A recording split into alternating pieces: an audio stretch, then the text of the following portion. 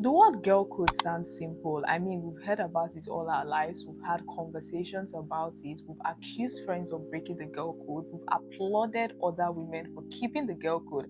But I do think a lot of us are getting it wrong. Because if she's your friend and you care about her, you care about the friendship, you need to know these rules. You need to abide by these rules. Because friendship is more than just the good times. It's more than the Instagram pictures. It's more than the TikTok videos.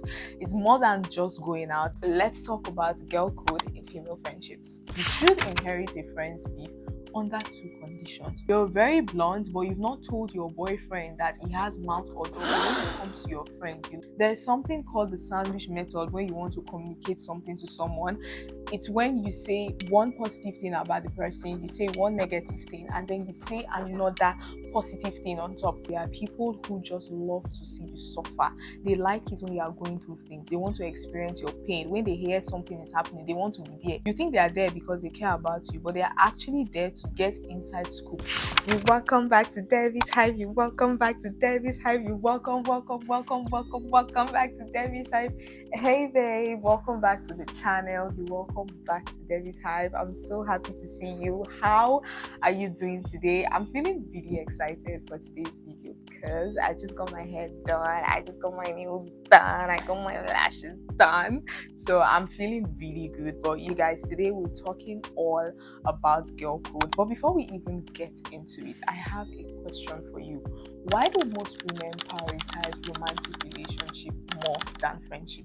This is something that has never made sense to me. You see women, immediately they get into a relationship, they start cancelling plans with their friends. In fact, they don't give a F about their friends. It doesn't matter if they've known you since way back.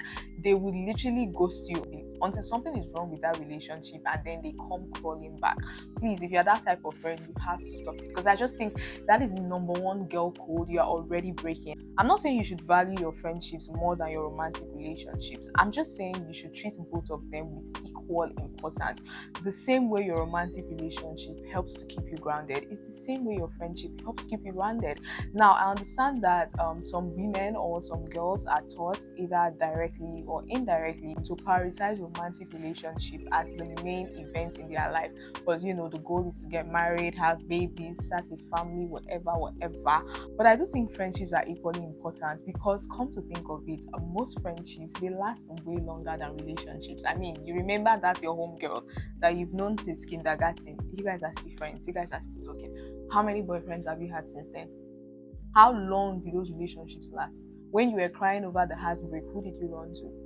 So please and please, if you're someone who you do not prioritize your friendship, you need to start doing it right now. Friendship is such a beautiful thing, because unlike every other relationship in your life, you get to actually pick your friends. You don't get to choose your mom, your dad, or your cousin, or your sisters. Okay, you can also pick your partner, but friendship is one of those things where you get to choose your friends. And I just think you should prioritize your friendship. Your friends form a huge part of your emotional support system, whether you choose to admit it or not. So they deserve a better treatment in case you've not been treating them well, okay?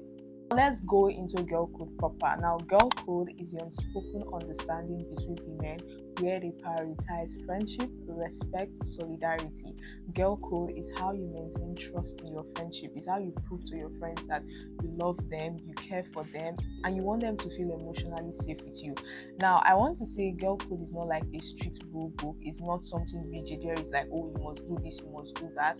Of course, it's a bit flexible, and you're free to adjust it based on your type of friendship, based on the boundaries you have, based on your communication in that friendship, based on mutual respect. Because one thing about me, I'm not respecting anybody that does not respect me. Do you understand? So in as much as these are rules we should follow, you can always adjust or tweak based on your own relationship with that person. So now let's get into it.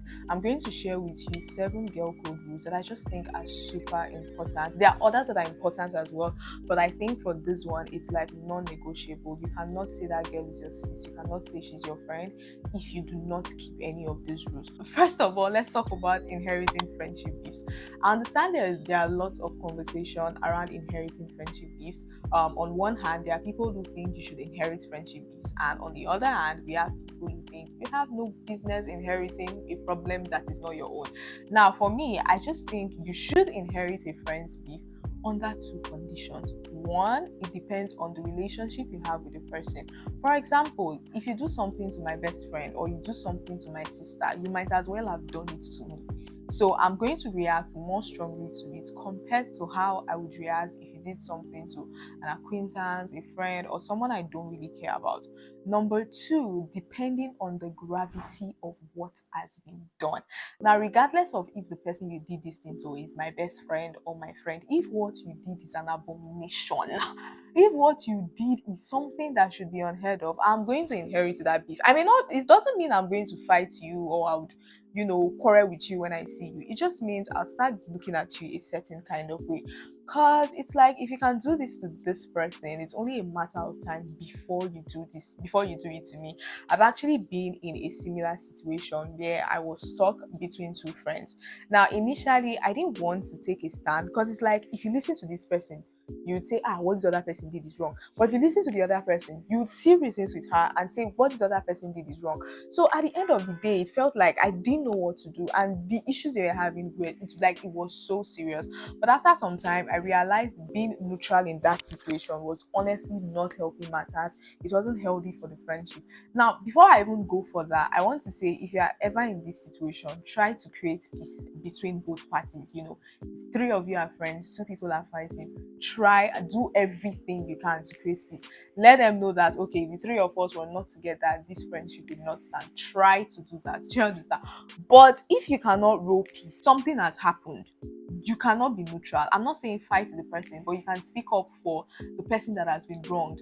So in my own situation, I got to understand that even though there were reasons why certain things happened on both ends, it did not change the fact that a wrong had been done to one person, and this other person was just not ready to really understand or see where the other person was coming from. So in that situation, I had to take a stand. And if your friend is uncomfortable around someone, you have to take it seriously. I'm not saying go out of your way to fight them when you see them, but just make sure their emotional experience is validated and you try to protect them from being in that space. But I do hope for the inheriting friendship beef thing, you understand. So for girl code, you don't inherit all friendship beefs, but you definitely inherit some. And like I said, the degree to which you inherit it, for some people it will just be, you want to take a step back from the relationship. For others, it's like, I don't want to speak to this person anymore.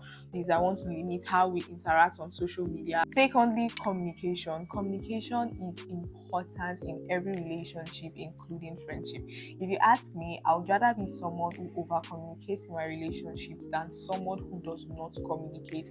I love to feel emotionally safe. In fact, I've had someone tell me, Debbie, you ask too many questions, because I want to know. I don't want to go to bed wondering why you did this, or overthinking certain things when a simple question would have just solved the whole thing. So for me, communication is very big. If I do something to you, talk to me about it. Let's figure it out. You have to learn to address issues directly. If a friend has done something to you, it makes no sense to talk about it with other friends. Have the conversation with the person that has offended you. In communication also, there is blunt honesty. We have people who say things like, I don't know how to hide my mouth, I'm very blunt. I just think if you care about your friend, when you want to speak to them, you speak to them with love, you speak to them with softness. You're very blunt, but you've not told your boyfriend that he has mouth odor. But when it comes to your friend, you like to behave like an agbero. In friendship, there's also something called silent communication. There is no reason why we should go out and I want to tell you, that guy's tree is ugly, and I'm giving you signs you will not understand. Depending on your friend group, you guys should hold meeting and decide on how you communicate. There are different ways to communicate. You can communicate with your eyes, you can communicate with your nose, you can do it with your mouth, you can do it with your shoulder. But when you guys are out in public, you have to have secret code. Even when you are texting each other, there should be codes, because there are certain conversations you're having with your girls you don't want someone else to see. So if you're in any friendship group and you guys have not established a secret mode of communication, you need to have a meeting today. You need to learn how to be honest with your friends, and you also need to know when to give them blunt honesty. Sometimes you have to hold your friends, shake them by the shoulders, and tell them what it is they need to hear. For example, if they're in a toxic relationship, an abusive relationship, or they are not advancing in their career, they are not preparing well for exams, You have to be honest with them. But blunt honesty is not needed for every time. Sometimes you have to be like sensitive to the emotional needs of your friend, and then know when to say things to them and how to say things to them. Which brings me to the next girl code you need to have.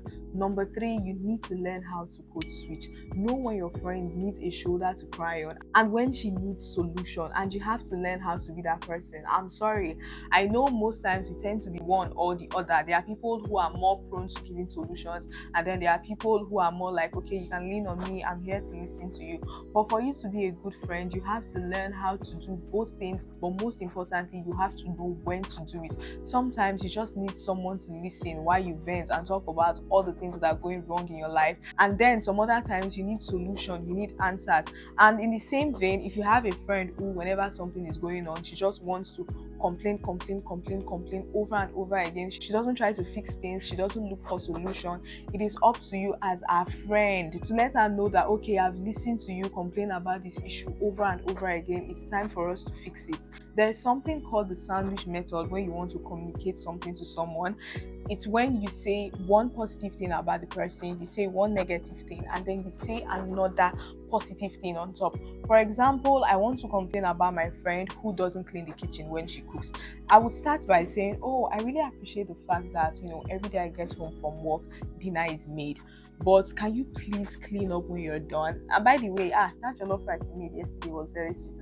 Can you see how I've delivered the message?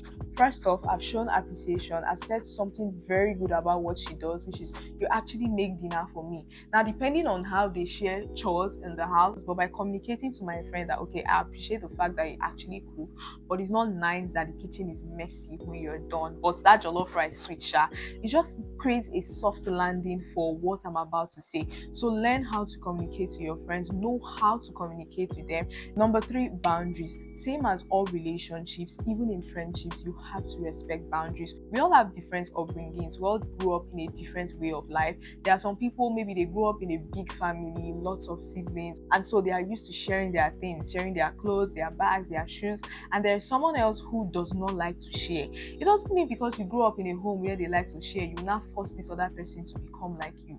If she's not comfortable sharing her stuff, you have to respect that. If she's not comfortable with you visiting her unannounced, you have to respect that. Friendship does not mean constant access. Sometimes we as adults, we just need space. We're not ready to talk about something now. We're going through a lot. We need time to clear our head. It doesn't necessarily mean that we're tired of the friendship. So just try to respect boundaries, because I know that boundaries are specific to individuals, but if your friend has a particular boundaries that doesn't reflect negatively on you, there is no reason why you should constantly, push our buttons. This goes without saying, but I'm just going to say it. Vulnerability. Whatever is shared in confidence, when a friend tells you our fears, our insecurities, our trauma, for no reason should you bring it up, either as a joke or in an argument. Like, this is so distasteful. There is no such thing as I don't have self-control. When I'm angry, I say anything.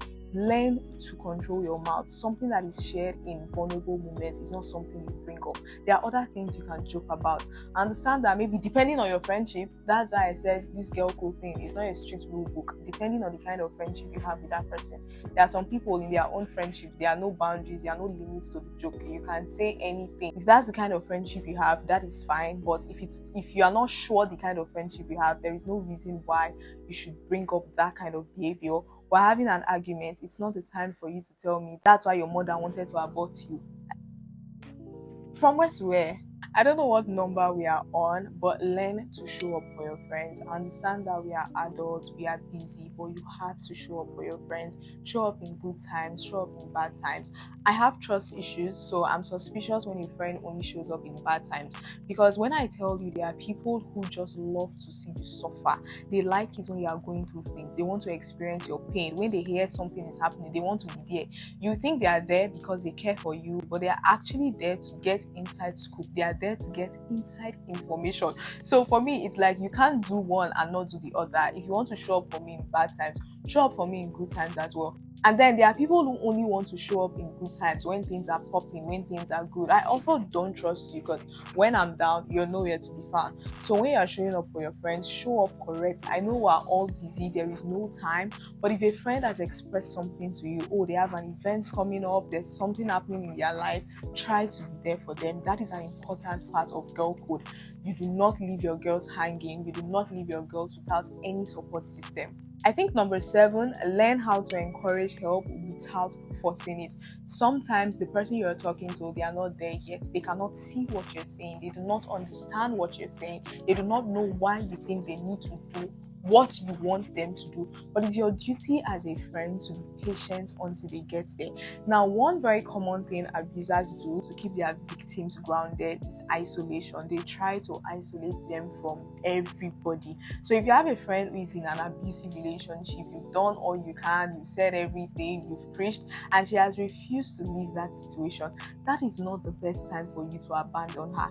I know you're upset, you don't understand what she sees in this guy, it annoys you, but that is not the time to abandon her. That is when you want to stay close to her. Let her know, I'm not leaving you, I'm here for you whenever you're ready. It's not even just abusive relationships. Sometimes you're giving your friend advice, maybe on like career, finance, their business, and they are just not listening. They're just not ready to hear you out. You're not supposed to force them or be overly persuasive. Just let them know, I'm here for you, I'm here to help you whenever you're ready. Sometimes that could just be the best thing you could do for them instead of applying unnecessary pressure. So like I said, guys, if she's your friend, these rules are super important. It's not about perfection. You're not always going to get it right. I have had moments where I broke some of this girl code, but the thing is, we learn every day and we just try to be better people for our friends, because like I said, your friendships are super important and you want to make sure you're treating it with enough love and grace that it deserves. You just want to make sure your friends always feel protected, they feel seen, they feel emotionally safe when they're around you. So you guys, thank you so much for having this conversation with me. Let me know your thoughts on everything I said in terms of like inheriting friendship beefs. Every single thing I talk about, I want to know what you think about it. And also, what are some girl code rules that you think we all need to know and abide by? But you guys, thank you so much for hanging out with me. I can't wait to see you in my next video. If you're not subscribed to my channel, please, at this point, what do you want me to say? Hit that subscribe button. I'll see you in my next video. Don't forget to like this video as well, okay? And bye, guys.